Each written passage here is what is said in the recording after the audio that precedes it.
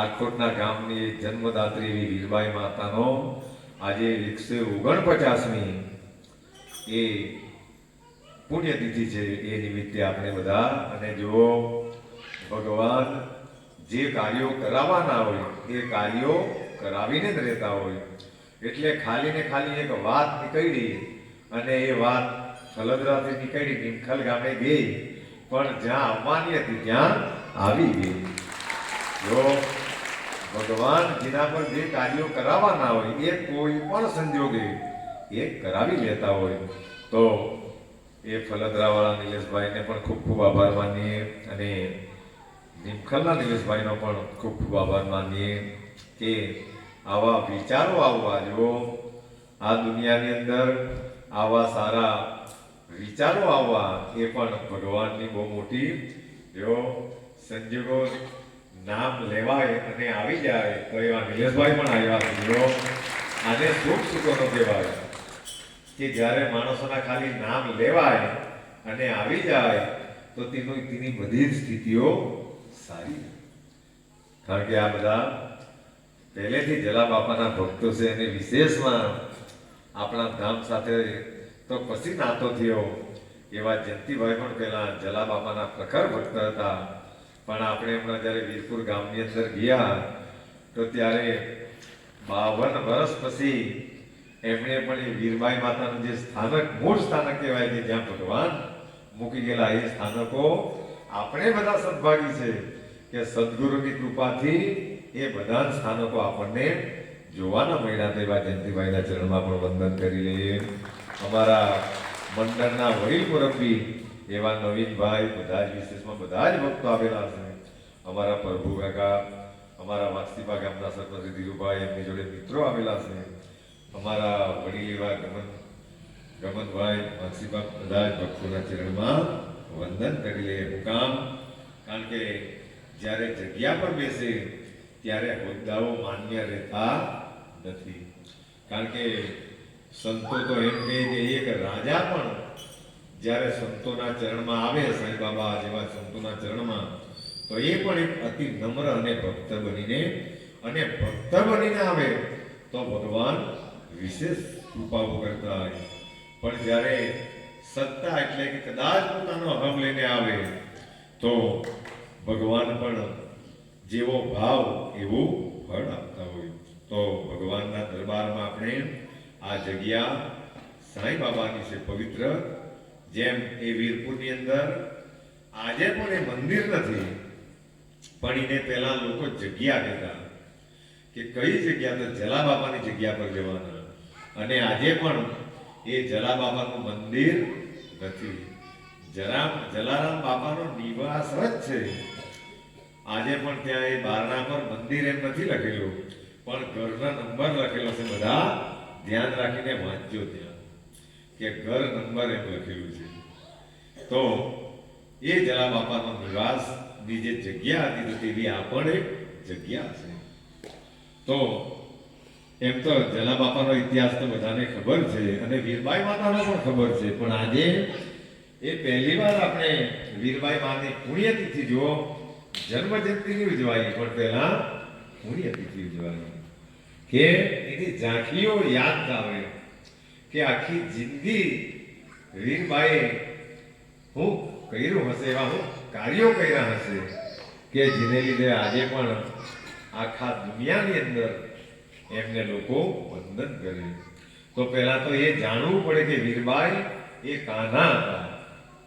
તો એ વીરબાઈ એમ તો જે વીરપુર આવેલા અને આપણા બધાનું સદભાગ્ય છે અને આજે બધાને એ વીરબાઈ માતાનો ફોટો પણ પ્રસાદી રૂપમાં બધાને આપવાના છે. અને એ ફોટો સાક્ષાત જ્યાં વીરબાઈનું નિવાસ સ્થાન છે તો ત્યાંથી એ પ્રસાદી રૂપમાં આપેલા છે. અને ત્યાંના જેમણે આપેલા તેમણે એમ કહ્યું કે જ્યાં આ ફોટાને શ્રદ્ધાથી માણસો વિરાજમાન કરે તો ત્યાં આ તો સાક્ષાત અન્નપૂર્ણા, એટલે તે ભક્તોના ઘરે અન્ન અને વસ્ત્ર અને લક્ષ્મીની કોઈ પણ દિવસ કમી એ પ્રસાદી. જો વીરપુર ગામની અંદર કથા કરવા માટે ગયા તો મુખ્ય એની એ કથાનું મુખ્ય ફળ કયું તો આ વીરબાઈ માતાની પ્રસાદી મળી આનું મુખ્ય પરિચય કે સાક્ષાત એના માટે જ સાંઈ બાબાએ આપણને ઉતાવળ કરીને પણ એ વીરપુર ગામની અંદર મોકલાવેલાનું કામ, કારણ કે સદાવ્રત અહીંયા ચાલતું છે તો સાક્ષાત એ અન્નપૂર્ણા અહીંયા વિરાજમાન થાય. કથા તો ખાલી એક બહાનું હતું. તો એ વીરબાઈ એ આટકોટની અંદર પ્રાગજી ઠક્કર એ લોકોની જાતિઓ ત્યારસામાં ઠક્કર ગણાતી, તો એમની એ દીકરી હતી. પણ બાળપણથી જ એ ખૂબ સરસ ભક્તિ ભાવાળી, કારણ કે સંસ્કાર વારસામાંથી મળેલા, એટલે કે એટલી બધી સારી હતી. અને એમના ચરિત્રમાં તો એમ લખેલું કે જ્યારે નાની હતી તો એ બાળકી જેટલી દિવ્ય હતી કે જ્યારે કોઈ સાધુ સંતો આવે એમની સેવા કરતી, એમની ચાકરી કરતી, સેમ જલા બાપાનું જેવું જીવન એમનું હતું. પણ જ્યારે કોઈક વાર સાધુ સંતો ઘણા આવી જાય, જેમ આપણે કહીએ કે ભાઈ 25 જણા આવવાના છે ને 50 જણા થઈ જાય એટલે ઘરના માલિકને ચિંતા થાય. પણ આ બાઈ એ વીરબાઈમાં પહેલેથી જ એમના હાથમાં બહુ જસ હતો. તો ત્યાં આજુબાજુ ભક્તોમાં જ્યાં સાધુ મંડળી આવે તો એ ઘેરનો માલિક એમને લઈ જતો અને એ પાત્રમાંથી વેચાવતાય ના પડે. તો બધા ભક્તો એમ કે પાત્ર આટલું હોય તો એમાં 500-700 માણસ પણ આવી જાય તો એ પણ કોઈ દાડે ખૂટતું નહીં, કારણ કે જ્યાં સાક્ષાત અન્નપૂર્ણા માતા બેસતી હોય તો એ પાત્રની અંદર કોઈ પણ દિવસ ઘટી શકતું એવો એમનો ઇતિહાસ રહેલો છે. અને પછી તો એ બાળપણમાં કેટલું એમનું ભણતર હતું એ તો એનો ઉલ્લેખ તો નહીં આપેલો, પણ બહુ નાની ઉંમરમાં એમના લગ્ન જલા બાપા સાથે થઈ ગયેલા. એ જલા બાપા સાથે લગ્ન થઈ ગયા અને બંને એમ તો જલા બાપા અને વીરબાઈ માતાનું દાંપત્ય જીવન એટલે કે બધાને જ ખબર છે, આખી દુનિયાને ખબર છે, અતિ પવિત્ર, પવિત્રમાં પવિત્ર. એટલે તો ભગવાનને પણ આવવાનું મન થયું. અને જલા બાપાના દરેક કાર્યોમાં એ ચાહે કંઈ પણ હોય પણ એમાં દરેક કાર્યમાં વીરબાઈ હંમેશા નિષ્ઠા રાખીને, એમ એને કહેવા પણ નહીં પડતું એવું એની ચરિત્રની અંદર ઉલ્લેખ લાગે કે હંમેશા જાગૃત, સવારે ઉઠીને સ્નાન વિધિ કરીને પૂજા પાઠ કરીને સાધુ સંતોને જમાડવા, આ કરવું તે કરવું, રસોઈ બનાવવી, એ બધું જ વીરબાઈમાં એ ખુશી ખુશી કરતા. અને ઇતિહાસ તો એમ કહે કે જે આશામાં ભગવાન પોતે એમને માંગવા આવ્યા, એમ તો આ કથા કરવા જાય તો બહુ લાંબી છે પણ આપણા પર સમયની પણ પાબંદી છે. પણ જ્યારે વીરબાઈ માતાને ભગવાન જ્યારે માંગવા આવ્યા તો એમના ચરિત્રમાં આવી લખેલું કે ત્યારે જલા બાપાની ઉંમર ખાલી 30 વર્ષની, 30 વર્ષ એટલે એકદમ યુવાન. તો એના કરતા વીરબાઈ માતા 5-6-7 વર્ષની નાનલી, માનો કે 5 વર્ષની નાનલી, તો પણ એ વીરબાઈમાં 25 વર્ષની એકદમ યુવાન વય હતી. તો આટલી યુવાન વયે ભગવાને આ દંપતીની પરીક્ષા લીધેલી.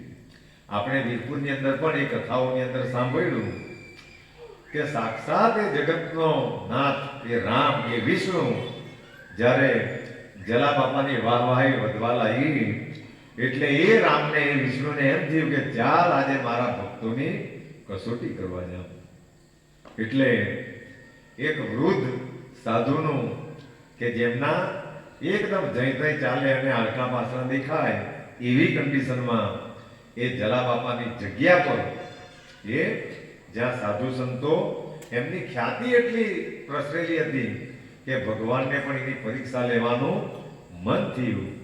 અને જ્યારે એ જગા પર આવ્યા અને પહેલા તો એમને બૂમ મારી કે ભાઈ ક્યાં છે જલો, જલો ક્યાં છે? તો ત્યારે એ જલા ભગત એ સાધુ સંતોના પગ દબાવતા હતા એવું એ ચરિત્રની અંદર લખવામાં આવેલું. પણ જ્યાં 2-3 વાર બૂમ મારી એટલી વારમાં જલા બાપાએ જાણ્યું કે કોઈ મહાત્મા પધાર્યા છે.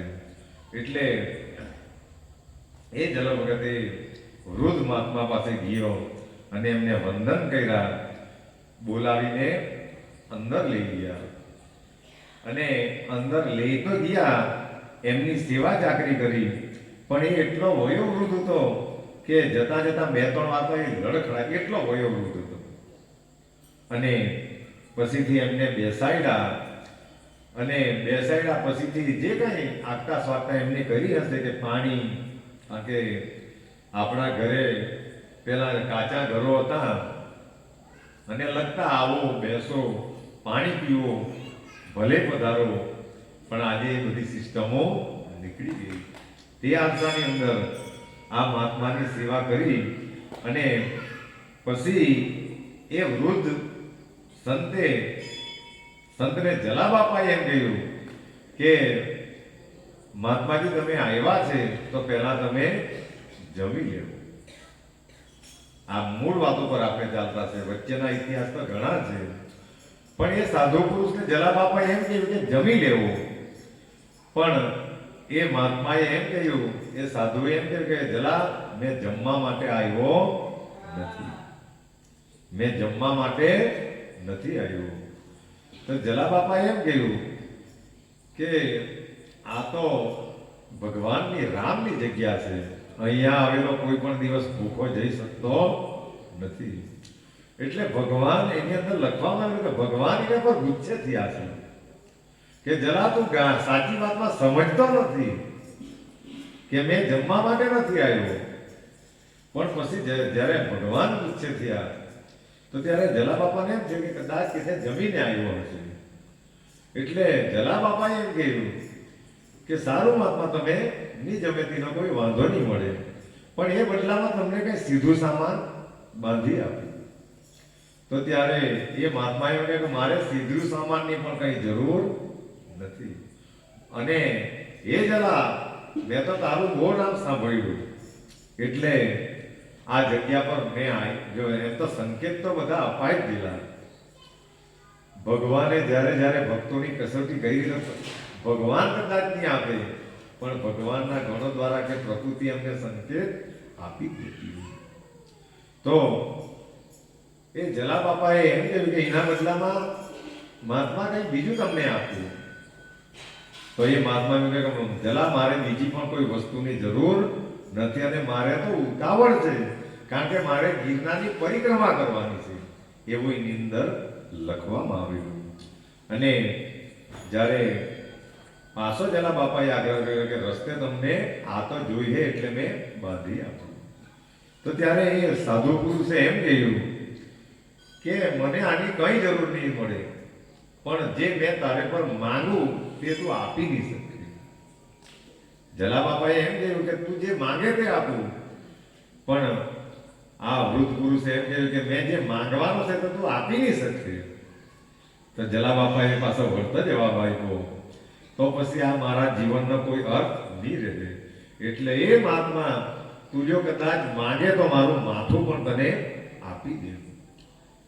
અને જ્યારે આ વાત ભગવાને જ્યારે સાંભળી તો ત્યારે એ જ સાધુ પુરુષે, આપણને બધાને એ કથાની તો ખબર છે કે એ વૃદ્ધ પુરુષે એમ કહ્યું કે મારું શરીર હવે કામ નહીં આપે, ભક્તિ દીવા મારાથી થાય નહીં, એટલે મારી સેવા માટે, મારી સેવા ચાકરી માટે મને તારી ઘરવાળી, તારી ધર્મપત્ની એ વીરબાઈમાં મને જોઈએ. જો એવું કહેવાય કે આ શબ્દો જ્યારે બોલાયા તો ત્યારે તમે ને મેં, જો મેં આવે એ પણ એક અહંકારનું પ્રતીક છે, પણ એ શબ્દો જ્યારે બોલાય તો તમે ને મેં, માણસોનું મગજ કંટ્રોલની બહાર થઈ જાય.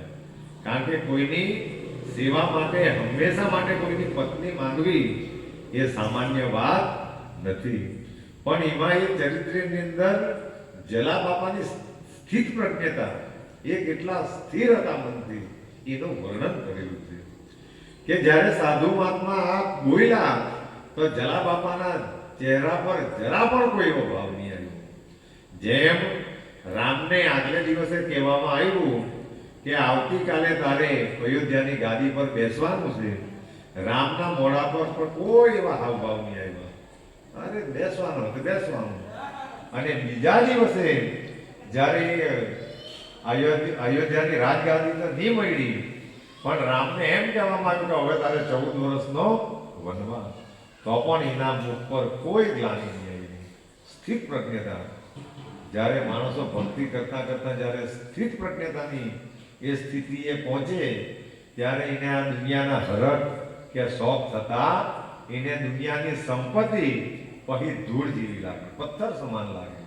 અને વાત પણ સાચી કે આપણે આ બધી દુનિયાની સંપત્તિને બધા પ્રોપર્ટી માન્યા કરીએ કે આ મારી પ્રોપર્ટી છે, આ મારી પ્રોપર્ટી છે, મારા આટલા બંગલા છે. પણ આ તો ખાલી ને ખાલી માટી ને પથ્થર છે. ખાલી વિચારો, આ તો જલા બાપાના ચરિત્રની અંદર લખવામાં આવ્યું કે આ તો ખાલી માટી અને પથ્થર છે. અને એ મેળવવા માટે માણસનું આખું પતી જાય, આખું જીવન નીકળી જાય અને છેલ્લે એ બધું પરિપૂર્ણ થાય અને શરીરની અવસ્થાઓ ખરાબ થઈ જાય. એટલે પછી એ વસ્તુ પણ માણસોને સુખ આપી શકતી નથી. એટલે પણ આ જલા બાપા પર પણ એમની ધર્મપત્ની માંગવામાં આવી તો ત્યારે એમના મુખ પર જરા પણ એ આભા પર જરા પણ કઈ ગ્લાનિ નથી. અને એ જલા બાપાએ મહાત્માને એમ કહ્યું કે ભગવાન તમે તો અમારા બાપ સમાન છો. જો જલા બાપાએ જરા પણ એની સામે નહીં બોલ્યા અને એમ કહ્યું કે ભલે તમે ખુશીથી લઈ જાઓ, તમે ખુશીથી લઈ જાઓ અને કદાચ સાથે સાથે મેં પણ તમારો દીકરો સમાન છું, તમારી સેવા મેં પણ કરી શકું. પણ એમણે તો કસોટી જો આ જે કસોટી થયેલી એ જલા બાપાની કસોટી નહીં હતી, એ તો વીરબાઈ માતાની પણ બહુ મોટી કસોટી હતી. કારણ કે ભગવાને એ યશને એ જલા બાપાનો યશ એ વીરબાઈને આપવો હતો અને વીરબાઈ દ્વારા જલા બાપાને યશ આપવો હતો. તો મારે તો વીરબાઈ જ જોઈએ. એટલે ત્યારે તે આશાની અંદર એ વીરબાઈમાં રોટલા ઘડતા એવું અંદર વર્ણન આપેલું. અને એ જ્યારે રોટલા ટીપીને એમણે જીવો તવા પર રોટલો નાખ્યો અને એ જલો ભગત એ જલા બાપા અંદર રસોડાની અંદર વીરબાઈ માટે પાસે ગયા અને વિનવણી કરી કે જય સિયારામ એવું અંદર લખેલું. વંદન કર્યા વીરબાઈને અને એમના ખાલી મુખ પર જોઈને એ વીરબાઈમાં જાણી ગયા કે આજે ભગતને કંઈ ને કંઈ ચિંતા છે. જો જે દંપતીઓ કાયમ સાથે રહેતા હોય તો ખાલી હાવભાવ પરથી કે આંખ પરથી જાણી જવાય કે આજે આને કંઈ ને કંઈ તકલીફ છે. આ દંપતીના લક્ષણ છે. ને તેમાં પણ આ તો એ સતીબાઈ, સાત્વિકબાઈ, વીરબાઈ એને ખ્યાલ આવી ગયો કે આજે ભગતને કંઈ ને કંઈ ચિંતા છે. એટલે વીરબાઈએ જલા બાબાને એમ કહ્યું કે બોલો ભગત, હું આજે હું ચિંતા લઈને બેઠા છું. તો ત્યારે જલા બાબાએ એ વીરબાઈને એમ કહ્યું કે શેઠાણી એ શબ્દ તો નથી પણ ભંડારી શબ્દ બોલ્યા છે. એમનો ઉલ્લેખ ભંડારી, કારણ કે આખો એ ભંડાર સાચવતી. એટલે ભંડારી એક વયોવૃદ્ધ મહાત્મા એવા છે અને એમણે એ તમને સેવા કરવા માટે કાયમ માટે માંગતા છે. તે આશાની અંદર એ વીરબાઈએ રોટલો અંદર તવા પર લાખેલો એ સમયની વાત. તો ત્યારે વીરબાઈએ કોઈ પણ વિચાર કરવા વગર કહી દીધું, અરે એમાં શું છે, એમાં શું છે, માંગે તો માંગે. પણ એ આશાની અંદર જલા બાપાના મુખ પર એક ગ્લાની હતી. તો ગ્લાની એટલે કે ચિંતા એ હતી કે મેં તો એ મહાત્માને વચન આપી દીધું કે ખુશીથી લઈ જાઉં, પણ કદાચ વીરબાઈ ના પાડે તો વીરબાઈને શું ઈચ્છા છે, કારણ કે એના માટે તો એ સ્વતંત્ર છે ને. પણ જ્યારે વીરબાઈને આ વાત કહેવામાં આવી ત્યારે વીરબાઈએ અરે ખુશીથી, તમારી ખુશી એ મારી ખુશી. જો આના પરથી એક વસ્તુ સાબિત થાય કે જલા બાપાનો અને વીરબાઈ માતાનો કેટલો પ્રેમ અલોપ થશે, કેટલી બંને વચ્ચે આત્મીયતા હશે, કેવું દાંપત્ય જીવન હશે કે કોઈ પણ વિચાર કરવા વગર એમણે કહી દીધું કે તમે કહ્યું એટલે પૂર્વ દિશા, કારણ કે મારા તમે પતિ છે અને પતિ એ જ પરમેશ્વર. એટલે જરા પણ વિચાર કરવા વગર એમણે હા પાડી દીધી. અને હા પાડી તો દીધી, પણ એવું કહેવાય કે એમ તો આખી જિંદગી આપણી સાથે રહી અને કોઈ પણ વસ્તુનો જ્યારે વિદાય થવાનો સમય આવે ત્યારે માણસોને તકલીફ થાય. પણ આ ઘટના જ્યાં ઘટી કે વીરબાઈને કોઈ સાધુ મહાત્માએ દાનમાં આપી દીધી જલાબાપાએ, તો વાત વાયુ વેગે વીરપુરમાં ચાલી ગઈ. કારણ કે આવી વાતો બહુ વાયુ વેગે પ્રસરી જતી હોય. તો વીરપુરમાં એ વાત પ્રસરી ગઈ કે જલાબાપાએ પોતાની પત્નીને દાનમાં આપી દીધી. આ વાત જ્યારે પ્રસરી ગઈ તો ત્યારે જે ભક્તિભાવવાળા હતા, જે પોઝિટિવ માણસો હતા, એ એવો વિચાર કરવા લાગ્યા કે ધન્ય છે જલાબાપાની ભક્તિને, કે જેમણે એ વૃદ્ધ સાધુની સેવા માટે પોતાની પત્નીને પણ દાન આપી દીધી. પણ જે અસંતોષી માણસો હતા, કારણ કે જ્યાં સારું રહે ત્યાં નબળું પણ રહે, એટલે જે નેગેટિવ માણસો હતા એમણે એમ કે આવું તો કંઈ કરવાનું રહે, જલારામ ગાંડો છે, જલારામ આમ છે, ગમે તેમ બોલવા લાગ્યા. અરે ત્યાં સુધી તો ઠીક, પણ વીરપુરના દરબાર પણ, દરબાર એટલે રાજા, એ વીરપુરના દરબાર પણ એ જગ્યામાં આવી ગયો અને જલાબાપાને બધા સમજાવવા લાગ્યા કે આવી રીતે દાન પત્નીનું નહીં કરી શકાય. બાપાને સમજાવવા લાગ્યા. પણ ત્યારે જલાબાપાએ એ દરબારને અને બધા ભક્તોની વચ્ચે જઈને એમ કહ્યું કે આ પ્રશ્ન જે છે, આજે હમણાં જે પ્રશ્ન બની ગયો એ મારો વીરબાઈનો, એ લોકો તો બે એક જ છે, અને સાથે સાધુનો, એ ત્રણનો પ્રશ્ન છે. એમાં તમારે કોઈ પણ દખલગીરી કરવાની જરૂર નથી. જો જલાબાપાએ આજથી આટલા વર્ષો પહેલા એ સમાજને આવું કહેલું કે આ મેટર અમારી છે, એમાં તમારે દખલગીરી કરવાની જરૂર નથી. આવું એમના ચરિત્રમાં લખાયેલું છે. તો આના પરથી આપણે પણ એક બહુ મોટો બોધ લેવાનો કે કોઈની આધ્યાત્મિક કે ભૌતિક કે સામાજિક એ કોઈની પર્સનલ મેટરમાં આપણે પણ દખલગીરી કરવાની જરૂર. આના પરથી બહુ મોટો બોધ લઈ શકાય, કારણ કે એ અંદરની વાતો છે.